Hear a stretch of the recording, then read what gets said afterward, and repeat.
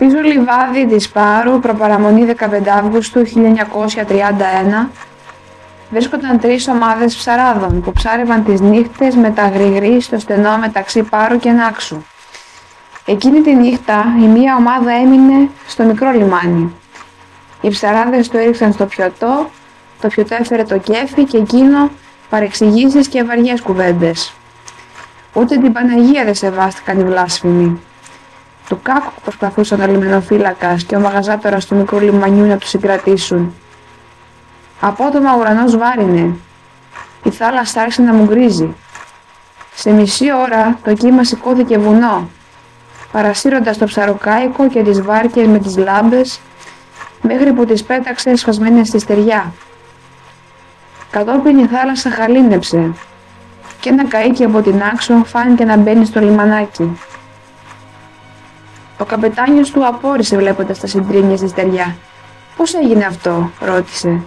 «Εγώ ταξίδευα με θάλασσα γυαλί». «Ήταν θαύμα της Παναγίας», εξήγησε ένας από τους ψαράδες του γρηγρή.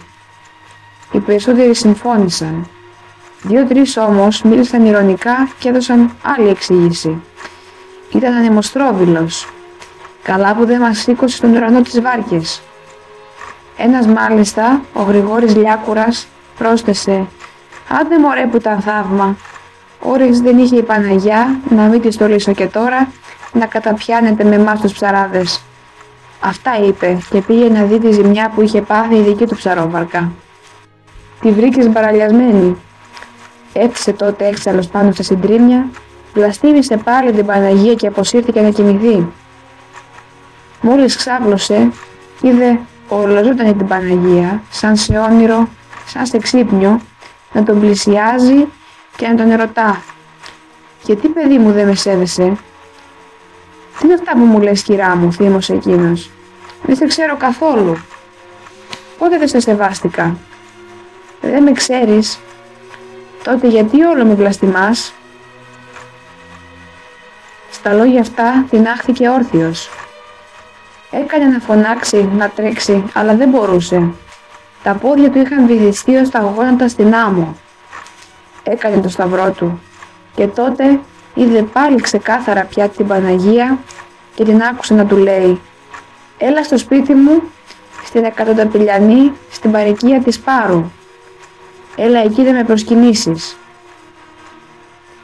Ο Διάκουρας έφυγε την ίδια στιγμή σχεδόν τρέχοντας. Έφτασε στην Εκατονταπηλιανή λίγο μετά την ανατολή του ηλίου. Έτρεξε γρήγορα στο εικόνισμα της Θεοτόκου. Στη θεία της μορφή αναγνώρισε τη γυναίκα του οράματός του. Γονάτισε και προσευχήθηκε ώρες ολόκληρες. Ύστερα γύρισε στο πίσω λιβάδι. Εκεί διαπίστωσε ένα καινούριο θαύμα. Οι βάρκες και το ψαροκάικο έστεκαν στη στεριά χωρίς καμιά ζημιά.